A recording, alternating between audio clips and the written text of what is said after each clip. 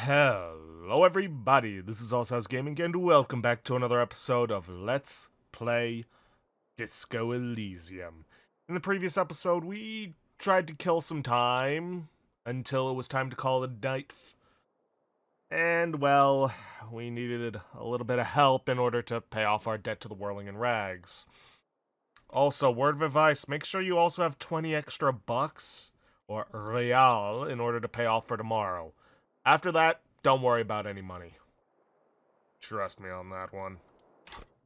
Wow, I've got 4 points to use. Well, I'm going to be holding on to those. The bed is cold and not particularly inviting, but it's yours. The sheets look awful. The option to go to sleep becomes available every night after 9 p.m. All in. The sheets feel at once coarse and clammy against your skin. The bed sags beneath your weight as you stretch out and finally close your eyes. And then sleep doesn't. And then sleep doesn't come. Why? Maybe it's the bed's fault. Check the pillow. Its synthetic filling has separated into hard lumps. The pillowcase smells oddly. Smells of alcohol and sweat. And grease. Check the blanket. It barely covers your toes, stretching over your soft belly. This is your body here, intimate and warm, breathing. A bit tense in the muscles. Relax. Under your thrumming eyelids, you see a dizzying array of colors.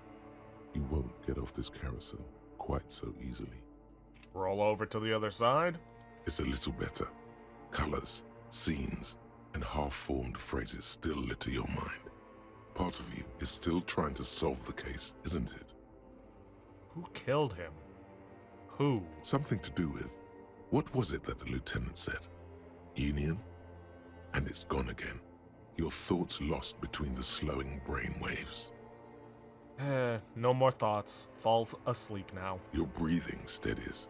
A great silence washes over you until your eyelids twitch in your sleep and images start forming.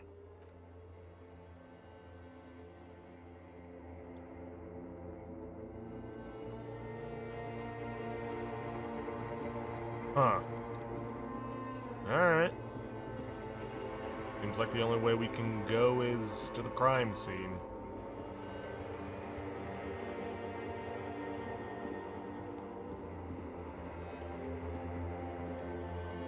Alrighty then. Do you remember the scent of your childhood? I was born in a hospital where people usually go to die. You're not kidding anyone, Harry. You don't remember shit. Tell me, do you remember your wife's hand on your face? Tell me what this is. I'm not answering before you tell me who you are. You know who I am. I'm the bad day. The one where you ask her, and then later in the streets, wandering. It's the worst day of all time, Harry dear. And it's coming. She will hear about it on the phone. Reality will turn into a grotesque nightmare. This will be the last thing you did to her. Tell me, do you remember the love of your life? You said who? Do you remember the warmth of her thighs, between her legs and in her mouth? I was left. That's right, funky baby. And you just stood there. One hand on the bottle and the other on your dick. Watching her go. Let it all be dragged away from you. Tell me, where are your friends? Human beings have friends, Harry boy. Where the hell are yours? I can get it all back. No, it's gone. 3 times gone and never coming back. You failed. You failed me. You failed Elysium. What is Elysium? Everything. The pale and the useless. On the surface, the outer magnetosphere, burning furious truth. 8,000 years of written history. You really dropped the ball, Harry. 4.6 billion people. And you failed every single one of them. You really fucked up. I can come back from this. You're not coming back from shit. Thrashing around in that high conductivity state of yours. Bumping into things and acting like a clown. Who are you kidding? I've talked to you before. No, Harry. You were just talking to yourself. That's all you ever do. Even in your dreams. And the act is wearing thin. The spots of the disco ball fade around you. You'll be back in those cold snakeskins in no time. Sweating up the bed. Stinky boy. Trying to solve this case. You're trying to what? I can't hear you. This is just a word dream now. Jumbled up garbage. The pictures are gone. The bed rises to meet you. A thin, sleep-like state. More glass than velvet, grinding in your head. So something is wrong. Sleep shouldn't be this bad, this dry, this unnourishing. There's something wrong with your thoughts. Some kind of new type of hangover. God, there's another type? Oh yes, party boy, and it's worse than the one before. Just think of the shit you saw. Here it comes too. So soon already. A silent alarm goes off in your head like clockwork. Barely let you sleep at all. Time to get those clothes on, Harry. Time to go to work in the shit factory. Alrighty then.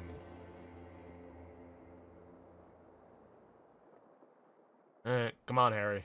Get up. All we can do is get up. Good going, buddy. What the hell was that? Oh, just a dream. You have ones like that all the time. You feel even worse this morning than you did last night. The hell's going on with me? You mean, why are you so tired? Too tired and down to even think? It is worrying, isn't it? You can't be a detective like this. Detectives need to be able to think. Why is this happening? It's just that your heart has finally pumped all the speed out of your system, Buster. Time to get some more. You're too weak to say no now. Waking up is the worst part. Maybe somewhere down the line you could decline. Wait, what is speed? Speed is a potent central nervous system stimulant. It kept you propped up all day yesterday, despite your debilitating hangover. How else did you think you even got up from this floor? It's power, man. It's professionalism. It makes you feel like you're young again and ready to detect. Ready to go to war against the world. No, I can take this. Not going to go looking for speed. Are you sure? Ready to live as this pathetic shell of yourself for days? Basically, a week? Let's be honest, 2 weeks. Maybe 3. You won't make it. Half the town will be dead by then. You will be fired. That's a lie. I can do this without the speed. Half the town won't be dead. Suit yourself, slow, sad shell man. See how you do without your spark. Oh boy. Alright, nothing else to it. Let's head on out.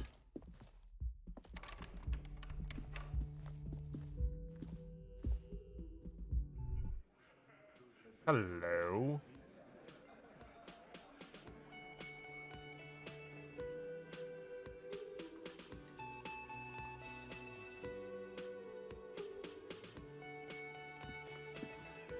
Good morning. Morning. I've got some good news. I took care of the body. The thought of him decomposing in my MC wouldn't let me sleep. Good, thanks. I'm just glad he's gone. We have other matters to attend to. Oh well, we'll get the armored boots in another lifetime.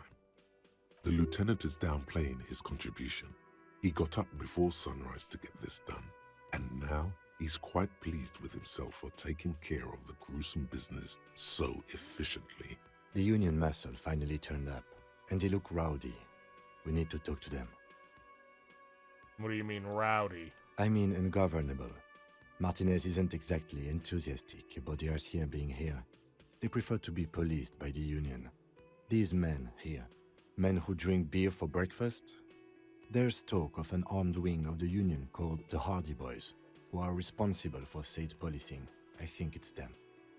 Are these the men Garte told us about yesterday? I completely forgot. Sorry, I had a rough night's sleep. It's them by the looks of it. Loud and nasty, just like the manager said. One loose thread less to worry about, and one big problem to replace it. Why do we need to talk to them? Everything points to the dock workers' union. The belt used for hanging him, tracks in the mud, the circumstances in Martinez, my preliminary information, which may, of course, all be wrong. But we still need to talk to them, and it won't be easy. Let's roll. One more thing before we do. We don't have to talk to them immediately. We can walk right past them, continue with our business. Yeah, streetwise. Zoom right past. Do it on your own terms. But aren't you curious to know what they have to say about the murder? They're in no hurry to leave. They think they own the place. Anyway, I leave that choice to you. Whatever you decide is fine by me. Yeah. Well, first things first. Can I help you? About my bill for tonight. Got the 20 real? Yeah, 20 real for the night. Good. You got the room for the night, but remember, you'll need another 20 real tomorrow. No, I won't. Hello. Just a moment. The old woman turns back to the cafeteria manager. She's agitated, judging from the way she keeps pulling at the frayed edge of her blanket. And there's no public phones nearby? The closest phone booth is down the coast. Sorry for the inconvenience, ma'am. It's fine, I understand. Thank you anyway. I'm glad to see you again, dear. Good day, ma'am. Everything all right? Please don't trouble yourself about me, sweetie.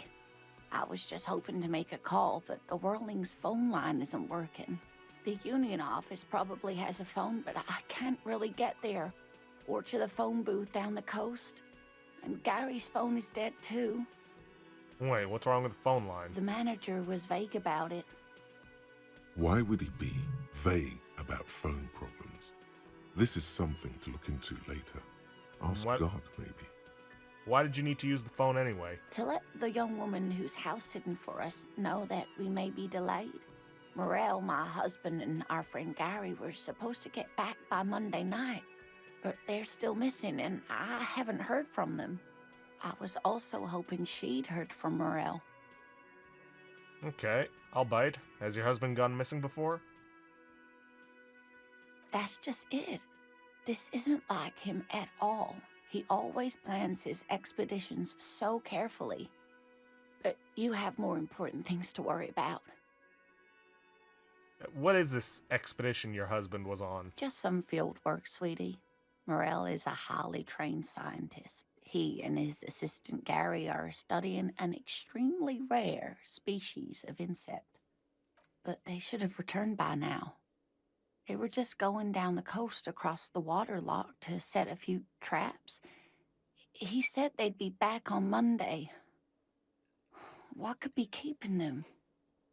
Wait, who's this Gary person? Do you trust him? Oh, sweetie, it's nothing like that. Gary's as loyal as they come. I trust him with my husband's life any day. Are they in a rough neighborhood? There's a nameless old fishing village nearby, but we've never had any trouble there before. There is a lot of crime around here, isn't there? I can't say it's the best part of town, but I wouldn't worry too much about a pair of grown men traveling together. Do it. Find her husband. This will surely lead to a cryptozoological mystery with that extremely rare insect. Some fringe. Are you sure we Whoops. have time to go chasing after bug hunters just now? I did suggest we play it cool, but Some French science is exactly what we need to spice up the vanilla murder investigation. Sounds like police business. I'll help you find your husband.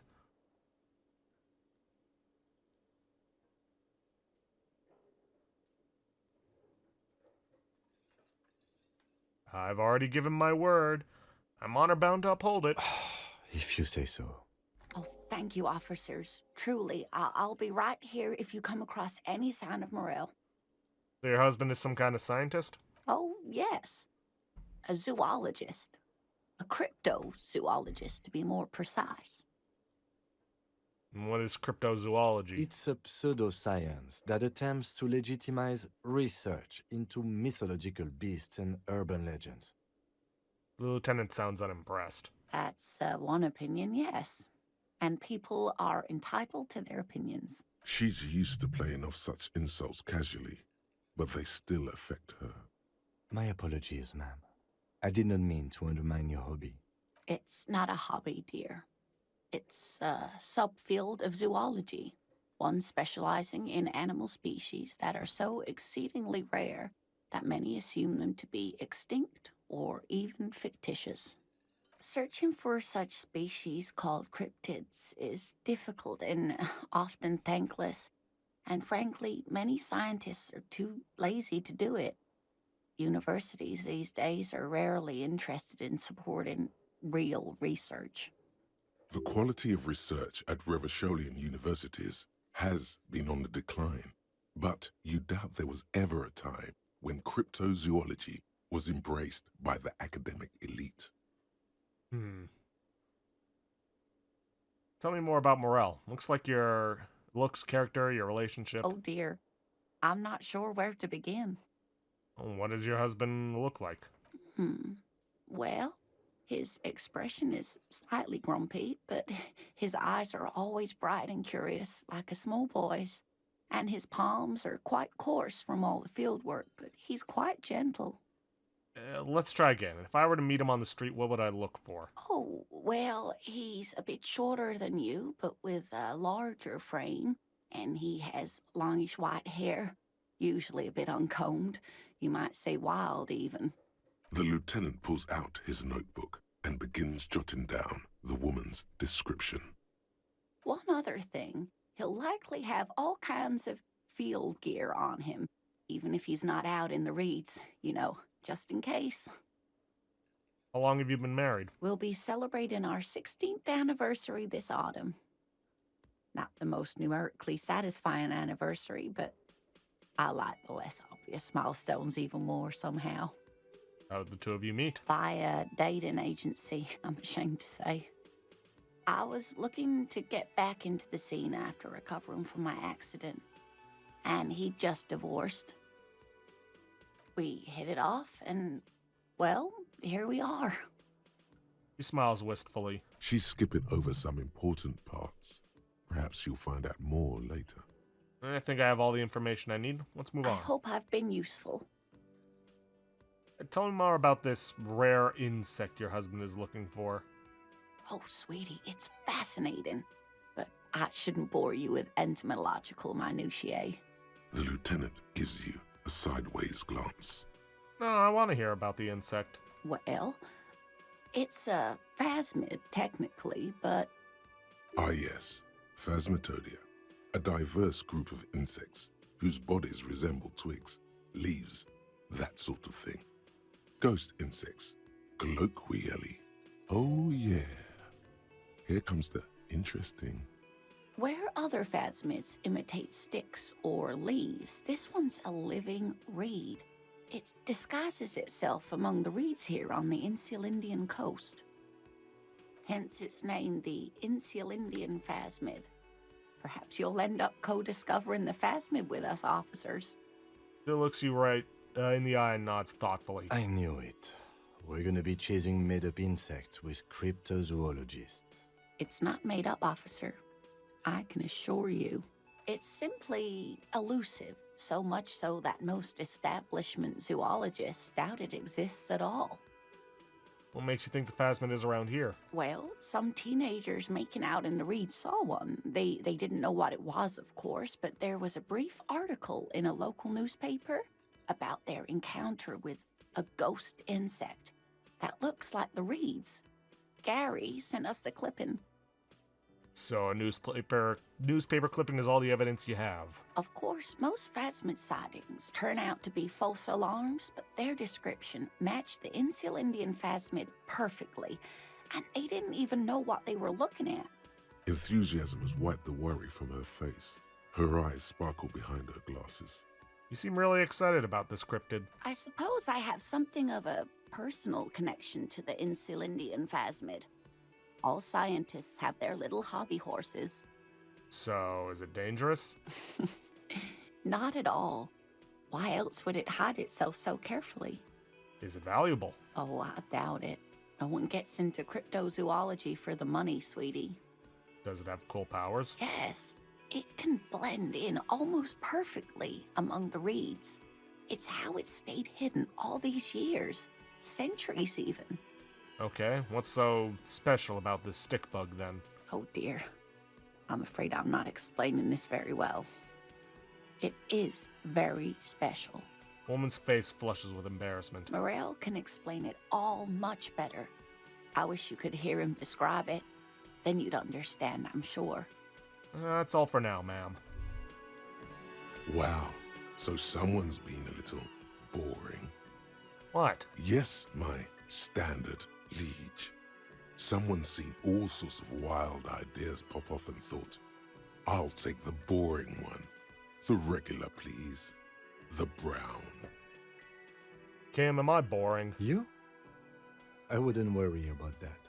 See? You're so regular and vinyl brown, he doesn't even want to talk to you about it.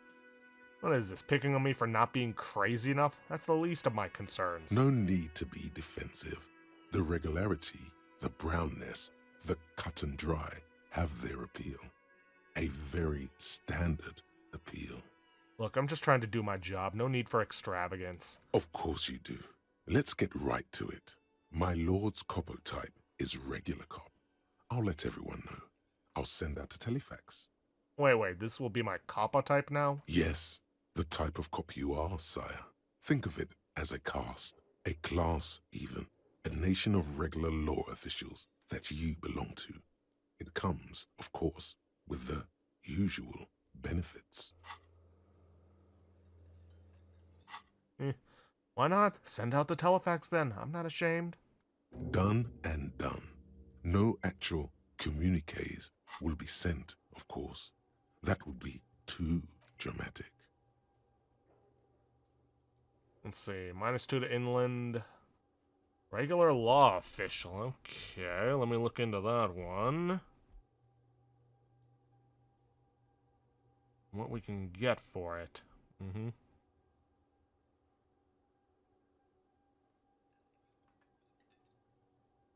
Meh.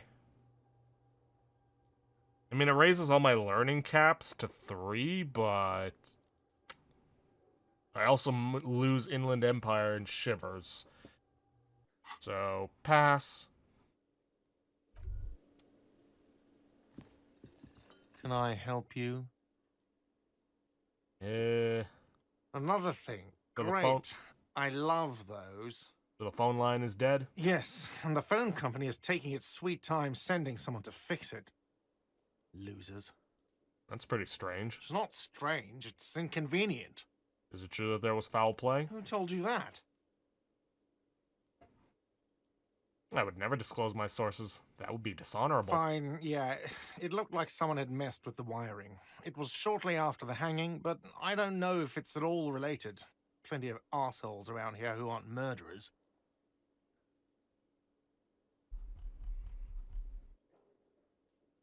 If you do find out who cut the line, though, let me know so I can forward them the repair bill. Alright. Yes?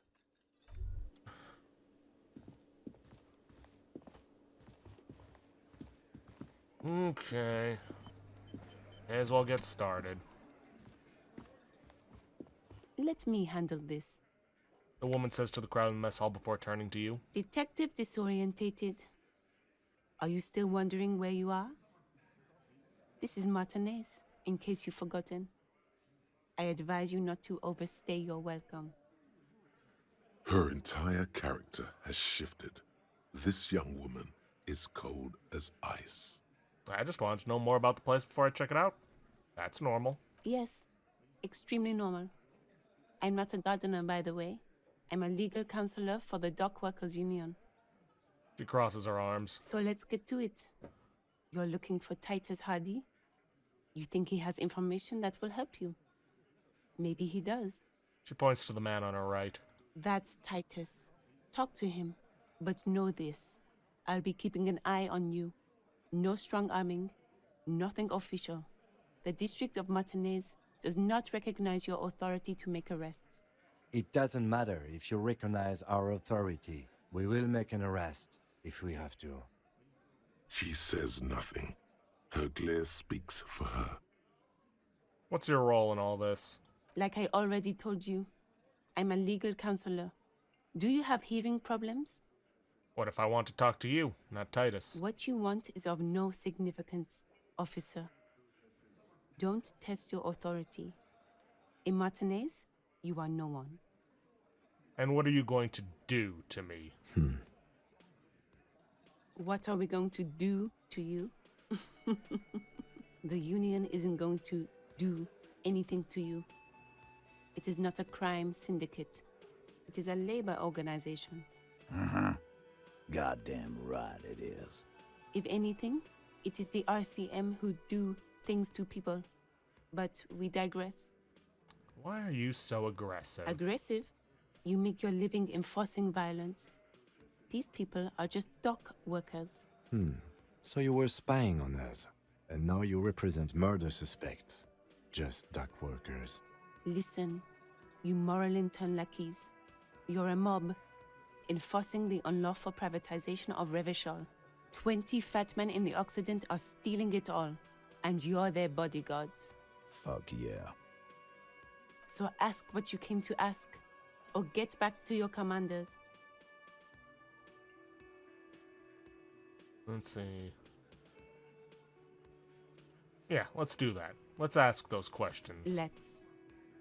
I should talk to Titus then. There's a bowl. It's a bowl. They're spitting it, reeking of tobacco. See hawthorn bushes outside. Photos of men in overalls toting guns and union placards. Behind the dockworkers, a ceiling-height window. The hawthorn branches scrape the glass like bony fingers. Squint. There's a little slide panel up there to let some air in. No need to open it in spring. It's still too cold outside. It's not time yet. Fine. Alright, Titus, let's talk. This is where you say your bit.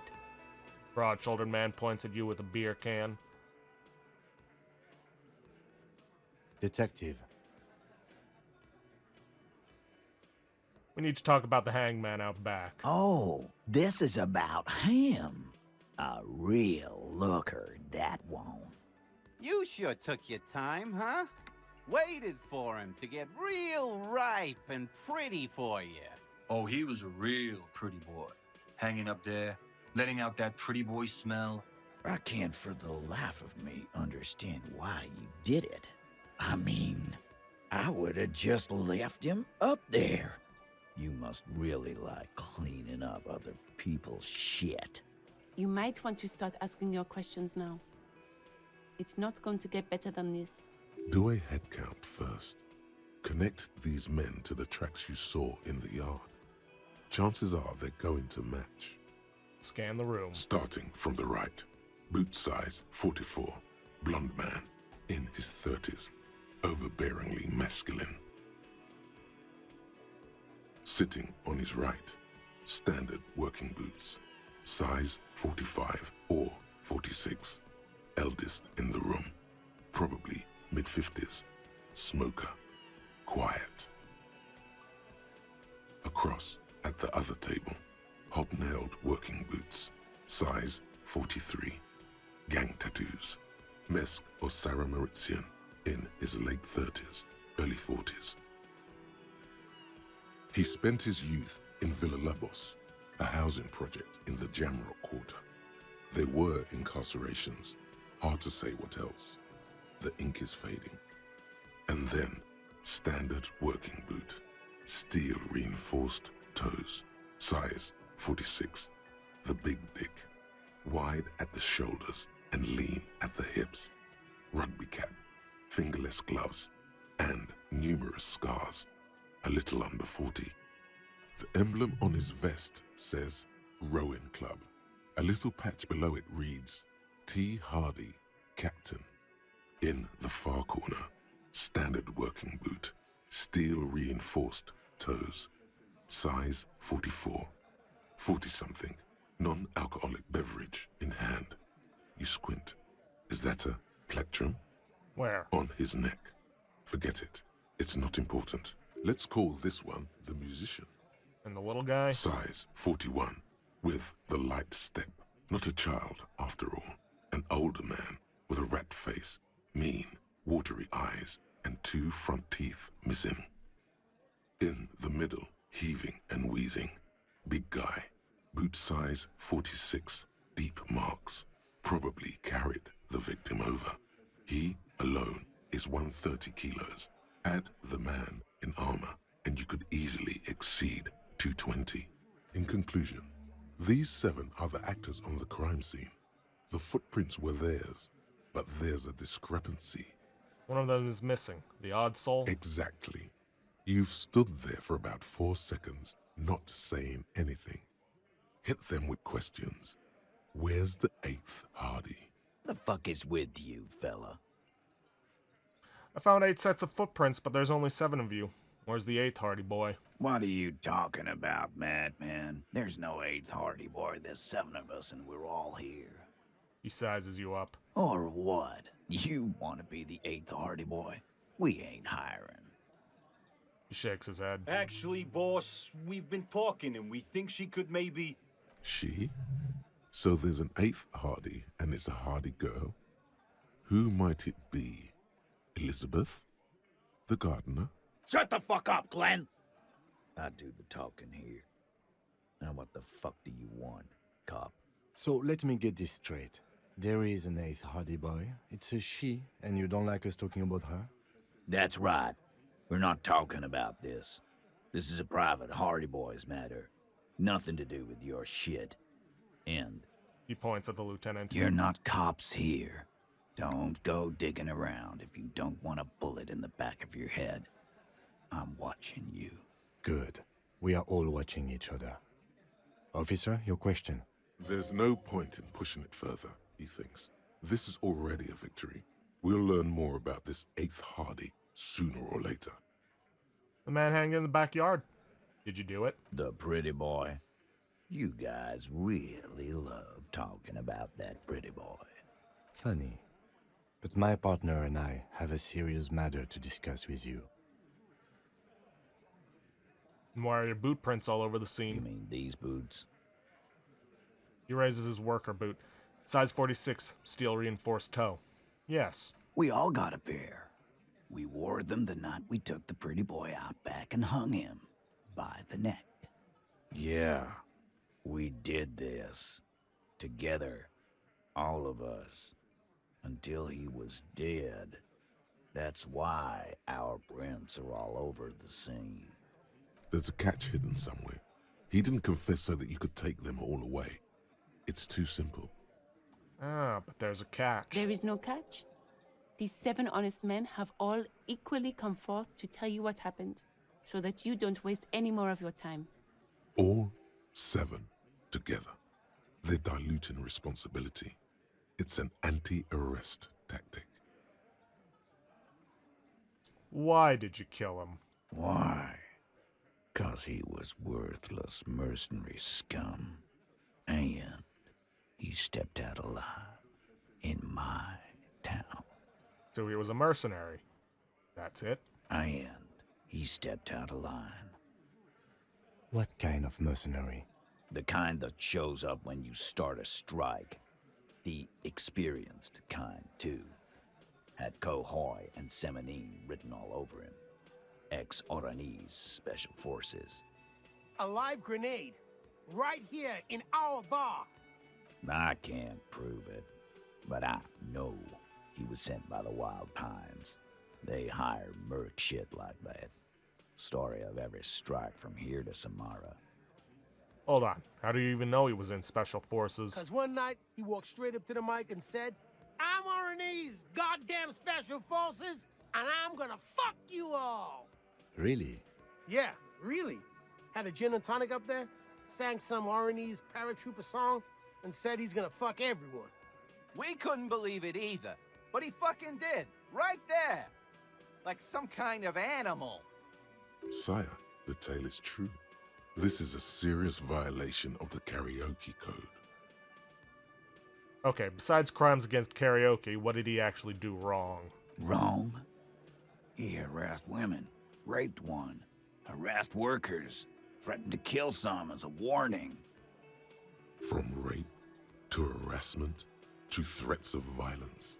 Why the strange de-escalation? He regrets mentioning it.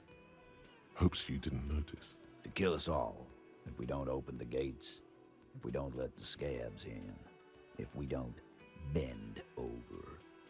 And that was before he started coming here. Yeah, he said it was his favorite joint now. Started coming here every night. Drinking, grabbing girls. Grabbed one of ours mid-karaoke, right there on the stage. He grabbed someone? The lieutenant's trying to make sense of this flood of information. Yeah. This girl's on the mic. A beautiful girl. Young. Gets into the second verse of Lover Lake. The fucker grabs her legs, starts screaming. Show me your cunt! Why don't you show me your cunt?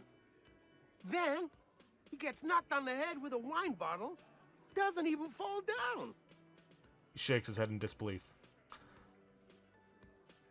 Was this the same girl who was sexually assaulted? Raped, you said? Aren't you fucking listening?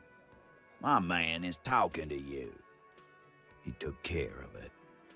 They got the girl out before anything else could happen. Yeah, me and Eugene got her out. Aren't you fucking listening? He repeats like a parrot. There's something odd here. Seems like they don't want to talk about that rape Titus mentioned. Why not? This is a serious allegation. Make them talk about it. Right, but who did he rape then? This is a very serious allegation. No, you're not getting the name. That's a Martinez matter, and I'm not discussing it with you clowns. There's nothing you can do for now. He's stonewalling you. Alright. How did you kill him? We hanged him up by his neck until he got real still. Wasn't that obvious, copper? Didn't they teach you anything at the cop school, idiot? The autopsy showed there were no ligature marks. His hands were not tied. Can you explain that? The lieutenant goes in for the leg sweep. Titus does not see it coming. Look, I'm not gonna play 20 questions with you, capo. I'll say it again. We killed him. Yeah, I knocked him out. Came up behind him and clapped him in the back of the head. He went down like a sack of sand. That's right, lawman. And then we hanged the fuck. Make them a bit more uncomfortable first. Then see if it all adds up. And Mr. Tats, what did you use to knock the victim out? My fucking elbow, copper. Samaran boxing style. Samaran boxing, or Sambo, is an eloquently violent set of one-on-one fighting moves, originating from the Samaran Isola. Sambo style implies stealth, cleverness, and cool. He may be lying, but he's good at it. No twitching, no rushing. No uncalled for details. Where did all this action take place? Right fucking here. Eugene already told you that the fuck had started coming to our bar. Yeah, man. Weren't you listening? Mm-hmm. Things aren't quite right here, are they? Titus is solid as a rock, and so are a few others. But who's cracking under the pressure? This one. He's sweating profusely and has difficulty breathing. They've smartly kept him out of the conversation thus far. Definitely the weakest link in the chain. Hey you, turn to the big guy. You having trouble breathing over there? No. He looks up, startled, his forehead shiny from sweat. A few coiled locks are peeking out from under his warm woolen hat. Of course he's having trouble breathing. Just look at how fucking fat he is. The man next to the big guy bursts out laughing. Fuck off, Shanky. Angus is a powerful guy. All muscle. keep your eye on this powerful guy. Sooner or later, he's going to break like a piece of twig. There's something you're not telling me. And fuck you, too, Copper. Picking on Angus like this. We're done with this schoolyard shit. And just so you know, he doesn't have trouble breathing. This one is a stone wall. You won't get more out of them about the night of the murder. Not yet. Right. We have other questions about the lynching? Like what, Copper? How does the bullet in his head factor into this? Huh? Sip of beer makes the surprise go down easier. There was a bullet in the dead man's brain. Why was it there if you hanged him? How the fuck do I know? Anyone could have shot him. Target practice, maybe. He's tight-lipped suddenly. Interesting, sire. It's as if he's lying to protect someone. He's not very good at it. This line of questioning is over. You got the cause of death already? Hanging. If there's any post-mortem trauma, it's your problem. This will not turn into a cross-examination. You murdered him. Just like that? No remorse? How many people have you sent to the Shays? Ever felt remorse for them? Chaise électrique is the method of capital punishment in Revachol under the Coalition. During the suzerain's reign, it used to be the firing squad. Or send them to Reunion to rot. For 20 years. For life.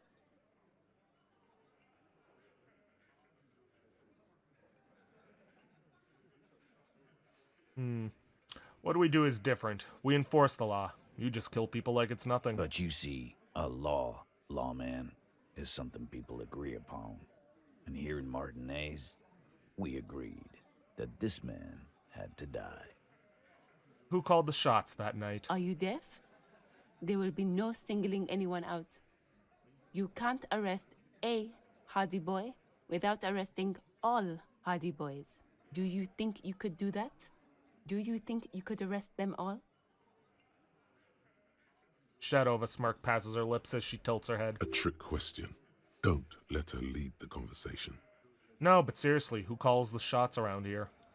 Who do you fucking think does?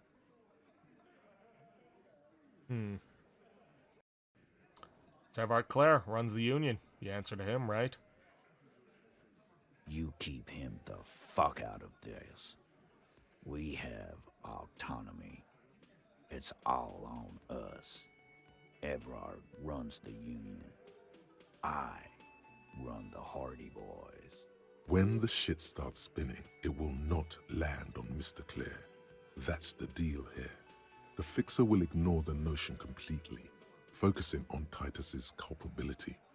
When Titus Hardie says he runs the Hardie boys, he means that in an administrative capacity. On that night, everyone acted as one man. When did this hanging incident occur? You don't have to keep answering his questions. I know, Lizzie. Relax. We killed him last Sunday night. Seemed like a good way to end the week. How long had you known the victim? Known him? We don't associate with scum like that, asshole. Yeah! Who do you think we are? Quiet.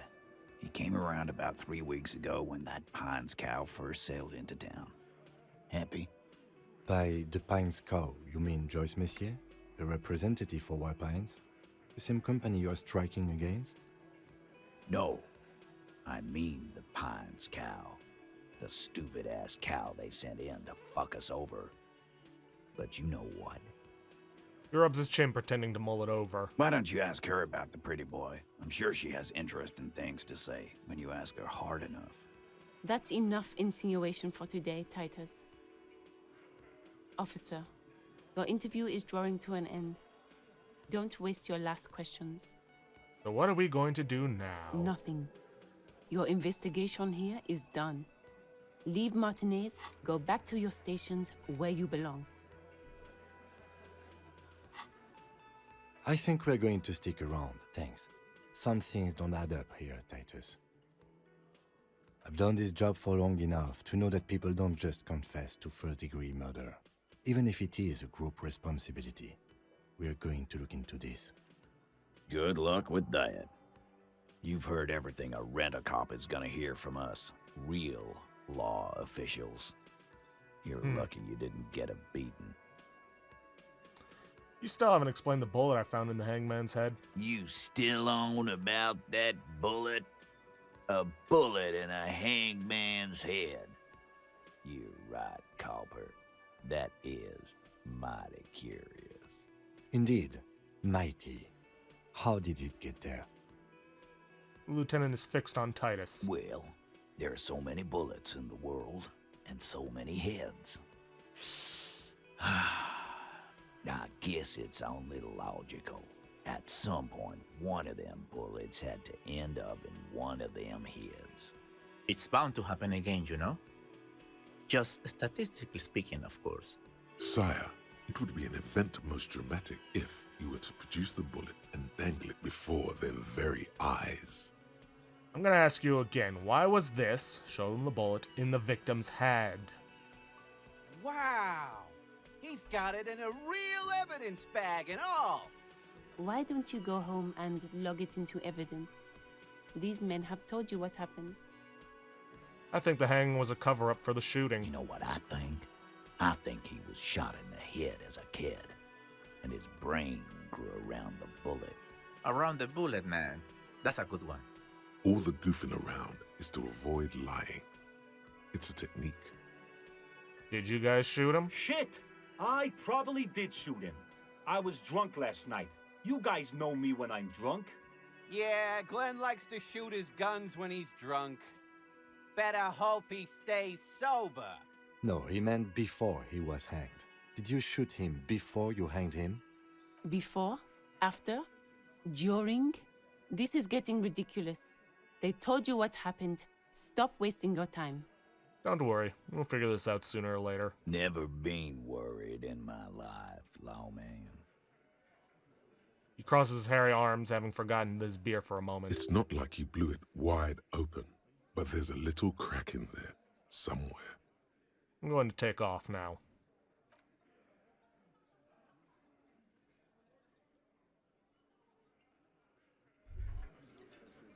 Alright, well, we've gotten some information. Don't have enough to establish our authority over them, though. But we've also run out of time for this episode. So I'm gonna have to end things off there for today.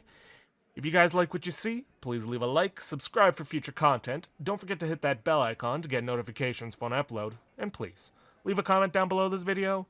I'll see you guys in the next episode. Thanks for watching.